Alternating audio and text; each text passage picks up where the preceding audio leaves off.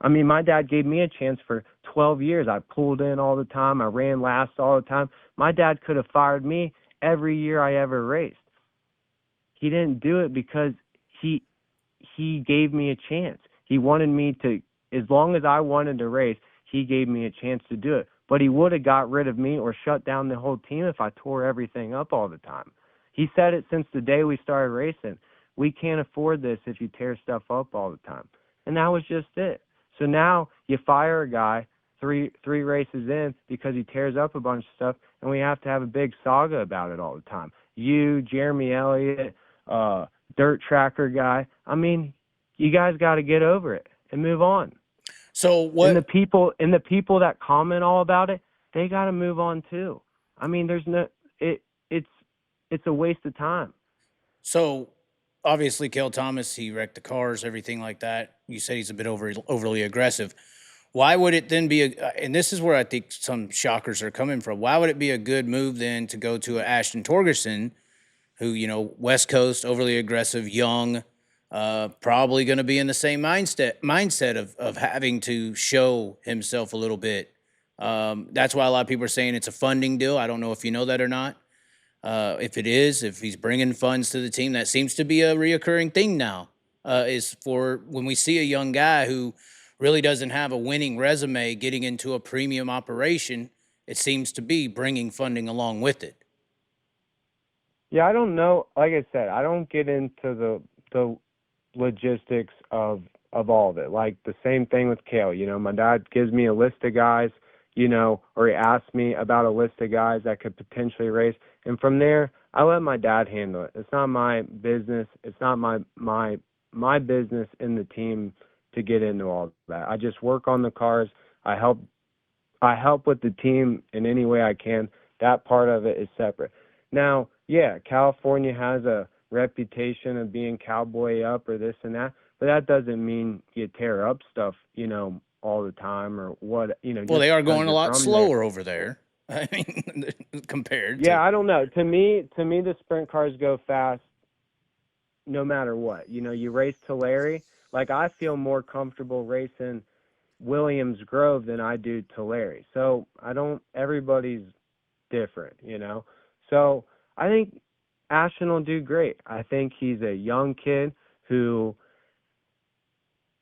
has probably a lot of respect for, driving for another team. He had an unfortunate situation, so I'm sure he, has respect for like crashing and things like that.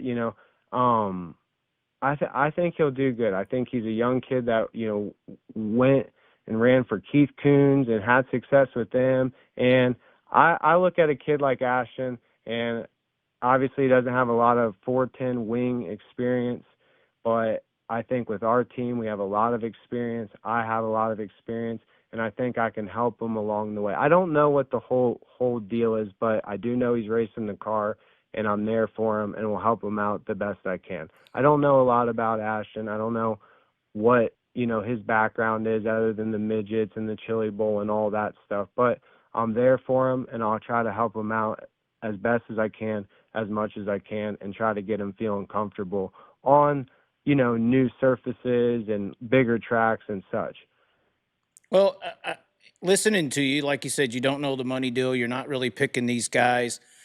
Is this it seems like you're more so a little fired up, as the comment was earlier, about seeing the reaction, seeing the post, like you said, me, Jeremy Elliott, Dirt Tracker, everybody talking about this scenario. Is it a situation where you feel this invested because potentially you backing away from the car has even got it in this position? Well, I You know what I really, mean by that? I mean, if you would have just stayed racing, this wouldn't be a scenario in a way. So you kind of feel like potentially a little responsible that this is even happening. well, I don't know. I don't know if I spend too much time thinking about it. I mean, I just was on my Facebook and I see something, Jacob responds to critics. I click on it. You and Clyde are talking. Clyde's a friend of mine. It was pretty funny, so I was like, I'll just chime in just because it just seemed like a funny thing to do. I mean, truthfully, I don't really care about what comments on Facebook or Twitter, or I don't really spend my day, worrying about that kind of stuff. But as anybody else in today's world, when I'm done working or whatever, you get on Facebook, and it's kind of hard not to start reading comments and this Right. and that. You seemed pretty And upset earlier. I mean, on well, that comment. I just think it's really disrespectful of people, like on the same token, all, race fans can be like these super nice people that are like, I support you and this and that, but in the same token, they say, oh, this team's, a clown team, or they should shut it down, or all this and that. And it's like, it's just unbelievable that people even talk that way. I Well, I mean, never said this shut it is, down. So, but you're oh, talking about I'm just not the saying you, overall. yeah, you just see stuff, right? Like there's all kinds of comments, right? And, I just find it super disrespectful. My dad's an 80-year-old man that puts his whole life and his heart and everything he's got into this race team. And I'm there for my dad, and I'm there for Logan. And because of all that, and we've stayed with it for this long, we've created something really great. And I stepped away from racing because I want to be there for my family. I get nervous about getting hurt in a race car and crashing and, those sorts of things. I'm around it. I've seen things, and it makes me nervous. So, and my dad's an old man. I want to be there for my dad and be able to have him rely on me to manage his race team, and for me to hopefully be there for another driver that can have success in my car. There's nothing about me that wants the 1A car to not be on the racetrack or perform at the level that it should. I mean, realistically, let's just say I wasn't married and I didn't have a family or all this and that, and I was just being a road dog, I'd probably still be on the Outlaw Tour, the High Limit Tour. Like, my car, that's where it's been. And it can still be all that, and I want it to be that kind of stuff. But I stepped away because of my family and all that stuff. So all these people that want to disrespect and say shut it down, or Jacob's this or this team's that, it's just unbelievable talk. I mean, these people aren't putting in the effort that we've been putting in over all these years. I mean, it's a lot of hard work. It's a lot of sacrifice. It's a lot of time. It's a lot of all this stuff. And just because you fire a guy after 3 races, oh, now the team's a clown show. Oh, shut it down. All Well, this and and that. see I that's mean, that's unbelievable talk. I mean, that talk is so silly that the people writing it have to feel like they're. I mean, it's stupid. I mean, it makes no sense. I mean, if somebody like that, if that's the opinions that they have, I would love for them to go talk to a car owner like my dad, or Tony Stewart, or Casey Kane, or mechanics like Ricky Warner or Barry Jackson, or Paul Silva, and go talk that logic to those guys and see what kind of reaction you get. They're going to feel like idiots walking away because the things they say are idiotic. It makes no logical sense, the stuff they say. So after 3 races with this Cale guy, he crashes some cars. We don't like it. It's red flags. We fire him. Well, all of a sudden now it's a clown show. We need to shut down the operation and all this stuff. It's it's disrespectful, and it's stupid talk. well, So move on from it. well, and see, like the title of this, the episode here says reputation switch, and that's what I was talking about. Like you just said, years of y'all building from the ground base, you being the character that fans seem to enjoy and like, and kind of have a personal feeling of a relationship with. Y'all are like this underdog team that's built up through all these years. You had your issues, people, were there for you and the fan base and the community. And then this whole week has happened. This is why I even titled it. It looks that way. It's like this was this team that was so great, the underdog, everyone loves everybody. And then these things have happened, and it just seems like in 4 days, like I literally said this to Clyde, in 4 days, that reputation of just great old good people doing all they can has switched to this getting rid of a guy as early as possible and now potentially just renting the car out or whatever. That's the notion across the Right. board. It's a complete reputation that I don't think I've ever seen happen that fast. R- right. Well, the decision's not a personal thing. It's not like, oh, we don't like Cale Thomas. Just tearing up all the stuff is red flags. We just can't afford all that stuff. There's nothing against Cale at all. I don't dislike Cale. I like Cale. I think he's a good guy. I think he's a smart guy. I think he's a good racer. I just think his style and his potential of crashing. I mean, don't get me wrong. When I watched Cale, I mean, I've never worked on a car like where I'm the mechanic and somebody drives the car. Like I didn't do the whole Tanner Holmes deal.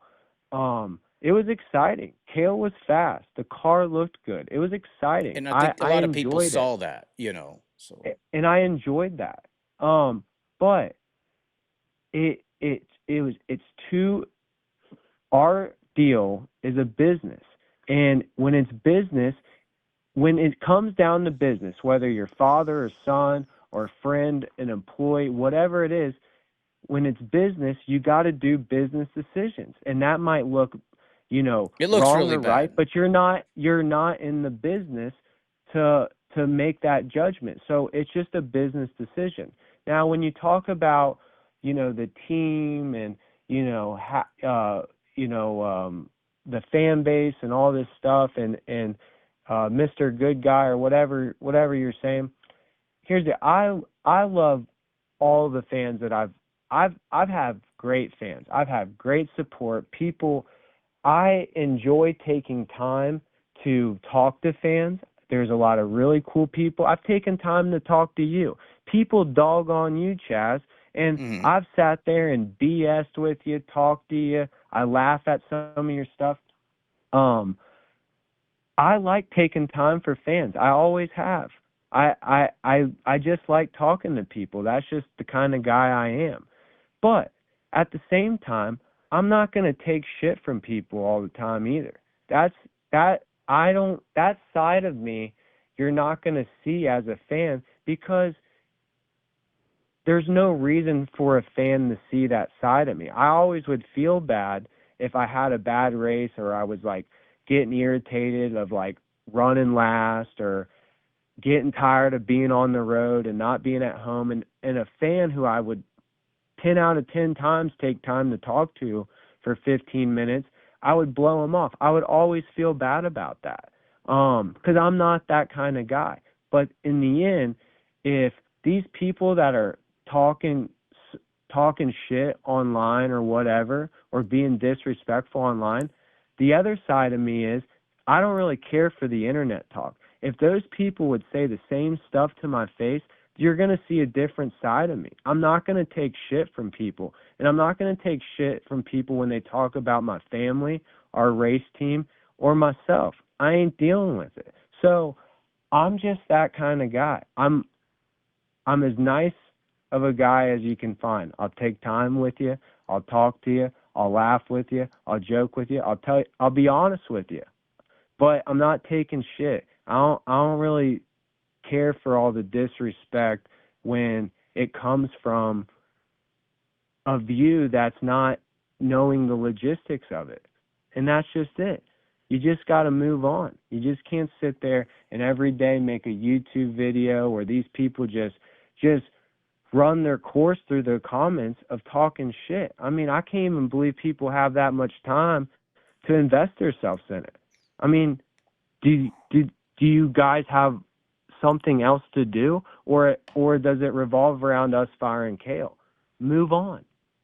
Well, I mean, if you're talking about my content in particular, I had 3 different topics yesterday. It was one of them. It was hard to or Monday. It was hard to not talk about it. I mean, it was a thing that happened, and a lot of people paid attention. I think that this team also is in the spotlight, obviously, with being Bobby Allen's car and you racing it and the whole team. It has a pretty big fan base. So if anything happens around this car, it is going to be talked about and viewed. Um, I think Oh, that I is a part of it, understand. and that's I'm why I was not I'm asking not earlier if you feel unaware. like maybe your response or like there's some kind of responsibility to this whole reaction and thing that's happening because of you backing out of the seat is why they're trying to find a guy, you know. Yeah, I mean, I understand, like, trust me, I understand when everybody does their 90s at 9 or dirt tracker daily and whatever. I know when the weekend's done that that's just kind of the culture of the game, Jacob Allen and Shark Racing, Cale Thomas split ways. Oh my gosh, what happened? This is so crazy or whatever. But in the end, it's just a business decision, and we can't afford to tear up stuff. So that's just that. But what it's basically it's Thursday, and we're still crying the blues about it. Well, you got a new driver now too, so I mean, yeah, but like this kid's an 18-year-old kid. I mean, people should just leave the guy alone. Let him come in, let him race, let him do his thing. If he runs dead last, who cares? Just let him be. If he wins, good job. I mean, it's the outside that puts the pressure on it. I mean, there was even Cale. I felt like that. It's like, as far as me and my team goes, away from the internet or social media, there's no pressure. So like, Cale's 27-year-old man. Ashton's a 18-year-old. I don't know if you call 18-year-olds man or kid, but it's a kid in my eyes. Just I just want the kid to come in and feel no pressure. I mean, if he runs good or bad, just don't be tearing up stuff all the time. There's no need for it. Just be safe, be smart, and run a good race. That's all we ask for. Well, and I think maybe that's also playing the factor, like you're saying, business decision. I think a lot of people fell in love with this team by y'all going on the road, not necessarily such a great business decision and penny pinching and getting to where y'all were at. And then, all of a sudden now it is business decisions. Obviously when y'all went on the road, that wasn't necessarily money smart. That was to live out a dream. Listen, it's all the same fundamentals 12 years later. If I went out there and ran high limits this year and I tore up stuff every week, my team would shut down. It would be done. We just can't. It isn't that kind of team. It's like this. Let's just say, for whatever reason, one night I tear up a car, and then the next night I bend up a front axle. The next 3 races, I might run 15th and just stay out of the way because we need to move along. And, hey, the Kings Royal's coming up, and we need to rebuild our program a little bit so we can be even somewhat competitive at the Kings Royal. I mean, I can't tell you how many times in my life I just pulled off the racetrack because I was running 20th, and it doesn't pay any different. When you race the World of Outlaws, from 24th to 15th pays the same. Well, if I'm not going anywhere, and I was never like in a points thing, so that's a whole different element. But for myself, I was never like in a points battle or whatever. So if I'm running 20th and I'm just making laps and I'm going nowhere, I pulled off the track to save the equipment. That is the business decision. We took our $1,200 or whatever it is to run 20th, and we moved on to the next race. And that just kept going and going. Now, if I qualified, in the top 5 and I have a legitimate chance at starting on the front row or whatever, then it changes the game a little bit. But it's all thinking about like what moves you want to make. But in the end, the business, how we got to where we're at was by being smart on the racetrack and not crashing. So that is still the thing. That'll always be the thing. Otherwise, if we just stand on the gas, run wide open, take all the chances in the world, it'll be done. Whether it's Logan Schuchart or, well, I'm done, but Jacob Allen or whoever it might be. And really, I think even your best teams, if their drivers just went through shit all the time, they probably are getting canned. I mean, you just don't see David Gravel tearing up shit all the time. And I don't know. That could just go down a whole other thing. If I don't know if you can just get rid of a guy like David Gravel because That's yeah. I yeah, mean, that's a little he's just different of a that good. scenario. I mean, Yeah, yeah. But you know what I'm trying to say? Like, even if you have a top tier team and you just tearing shit up all the time, I mean, they might get tired of that.